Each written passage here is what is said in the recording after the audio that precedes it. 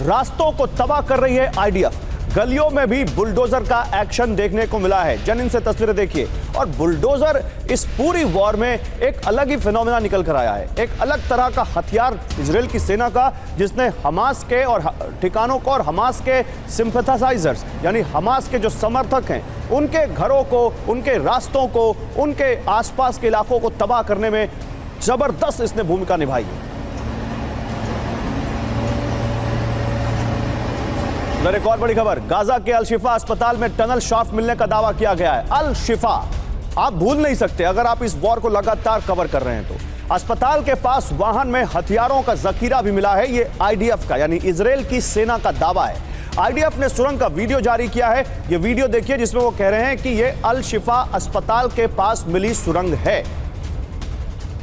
एक और बड़ी खबर देता हूं आपको अल शिफा से जुड़ी हुई। आईडीएफ ने अल शिफा में मदद पहुंचाई है, पानी और खाने का सामान पहुंचाया है। जरूरी सामान लेकर पहुंचे हैं इजराइल की सेना के ट्रक अल शिफा अस्पताल में, जहां उन्होंने रेड मारी, जहां उन्होंने स्ट्राइक की, जहां उन्होंने मरीजों को बाहर निकलने पर मजबूर कर दिया, क्योंकि वो मान रहे हैं, उनका ये दावा है कि अल शिफा अस्पताल के नीचे हमास का कमांड सेंटर है और वहां बंधक भी हो सकते हैं। हालांकि बंधक मिले नहीं अल शिफा से। देखिए 3 खबरें इसी से जुड़ी हुई। एक तरफ जनिन में वेस्ट बैंक का बुलडोजर, दूसरी तरफ अल शिफा से जुड़ी 2 खबरें, अल शिफा अस्पताल में मिलती हुई सुरंग और अल शिफा अस्पताल पहुंचे इजराइल के 2 ट्रक वहां पर मदद का सामान लेकर।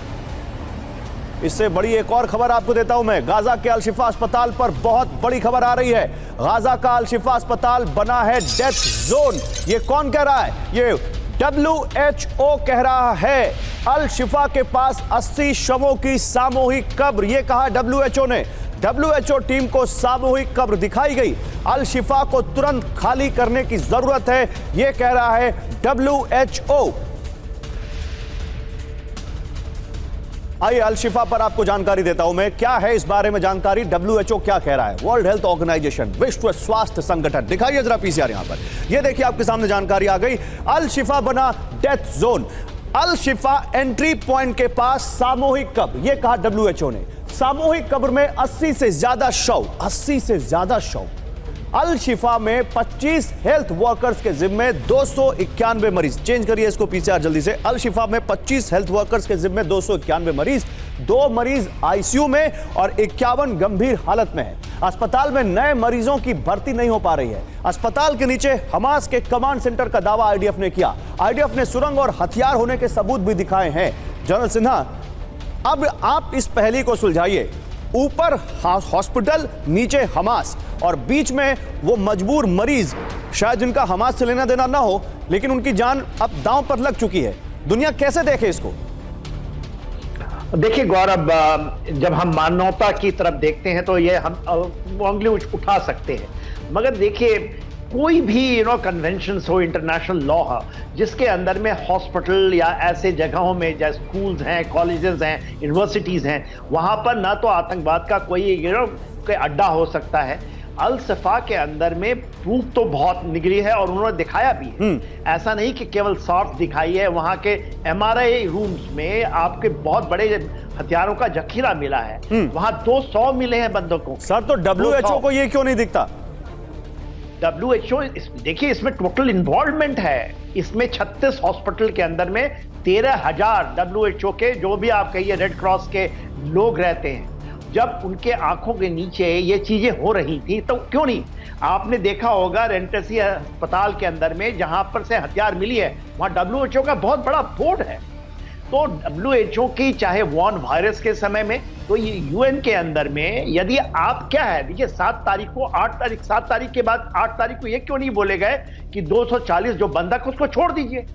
एक बार भी UN ने नहीं कहा। ये वो हो लग गए फिलिस्तीनियों की। आप कह रहे हैं UN जैसी संस्थाएं या वो संस्थाएं जो दुनिया भर में अपने आप को दुनिया के तमाम देशों का एक समूह मानती हैं, वो इस वॉर में न्यूट्रल पोजीशन या न्यूट्रल भूमिका नहीं निभा पा रही हैं और उनके ऊपर इस वॉर पर सवालिया निशान खड़े हुए हैं, इंक्लूडिंग WHO, अगर आपकी बात माने तो। मैं आता हूं सर इस पर और बात करेंगे, लेकिन कुछ और बड़ी खबरें। गाजा में स्कूल पर IDF की छापेमारी हुई है और उसी से जुड़ी एक बड़ी खबर देखिए।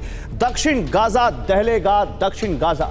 क्योंकि उत्तरी गाजा तो अब लगभग आईडीएफ ने अपना ऑपरेशन पूरा कर लिया है, लेकिन दक्षिण गाजा पे उनका पूरा फोकस बढ़ गया है। ये देखिए, गाजा में स्कूल पर आईडीएफ की छापेमारी, स्कूल में छिपे हुए थे हमास के लड़ाके, यानी हॉस्पिटल की बात हो रही थी, अब स्कूल सामने आ गया। स्कूल को बनाया हथियारों का गोदाम, ये दावा है आईडीएफ का। छापेमारी में बरामद हुआ है हथियारों का जखीरा, ये इजराइल की सेना का दावा है।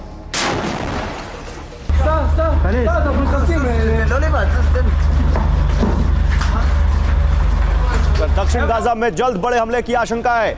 इजरायली रक्षा मंत्री का बड़ा बयान आया है, खान यूनिस हमारी ताकत देखेगा। यह है गैलेंट जो कि बार बार सामने आ रहे हैं और हमास को धमकी, हमास को चेतावनियां दे रहे हैं। वो कह रहे हैं अब खान यूनिस हमारी ताकत देखेगा। दक्षिण गाजा में ग्राउंड एक्शन के संकेत दिए गए हैं। खान यूनिस को जल्द खाली करने का अल्टीमेटम दिया है इजरायल ने। और एक और बड़ी खबर, दक्षिण गाजा में लोगों पर फायरिंग, सेफ कॉरिडोर से आगे बढ़ रहे लोगों पर फायरिंग। खान यूनिस छोड़ आगे बढ़ रहे हैं लोग और उन पर फायरिंग की गई। लोगों को अल मवासी जाने की सलाह दी गई है।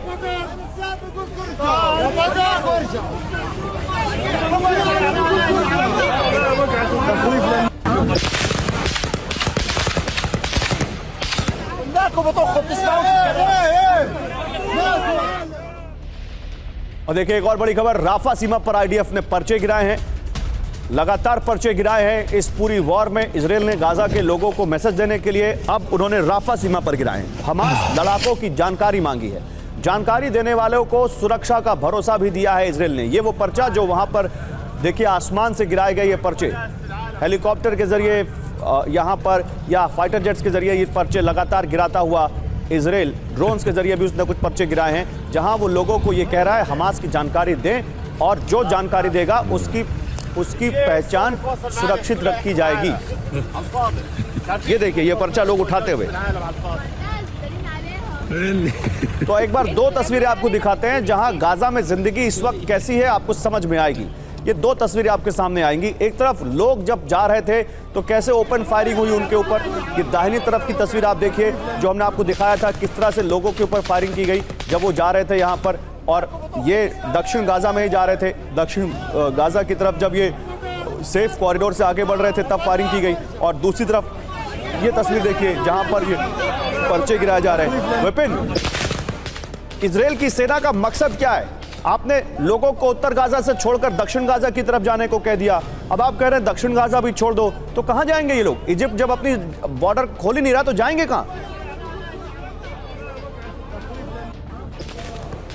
बिल्कुल सही बात है गौरव, और आप समझिए कि दुनिया के वो तमाम मुल्क जो आज की तारीख में फिलिस्तीन के बॉर्डर से लगते हैं वो भी अपनी सीमाओं को खोलने को तैयार नहीं है।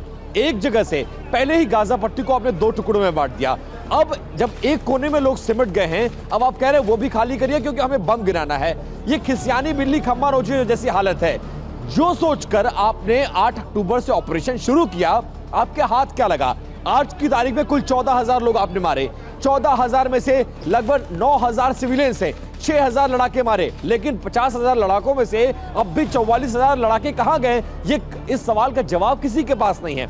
अब उसी सवाल का जवाब ढूंढने के लिए वो चाहते हैं कि हम साउथ गाजा चले जाएं, लेकिन साउथ गाजा में ग्राउंड ऑपरेशन चलाना इतना आसान नहीं है क्योंकि highly density, highly populated area है और वहां पे इस तरह का ऑपरेशन नहीं चलाया जा सकता। इसीलिए वो चाहते हैं कि ये लोग यहां से चले जाएं और हम जैसे नॉर्थ गाजा में बमबारी किए वैसी ही बमबारी करने का हमें मौका मिल जाए। लेकिन कहां चले जाएं? होता है कि सवाल है कहां चले जाएं? भूमध्य सागर में कूद जाएं, राफा बॉर्डर में जब इजिप्ट नहीं खोल रहा तो कहां चले जाएं? फिर इजरायल की तरफ आ जाएं वापस? यही सवाल इजराइल से पूछा जा रहा है। और सबसे बड़ी बात यह है कि जो अमेरिका पूरी दुनिया में ढिढोरा पीटता है कि हम ह्यूमन राइट्स के लड़ते हैं, ह्यूमन राइट का वायलेशन नहीं होने देंगे, वो आज कहां है?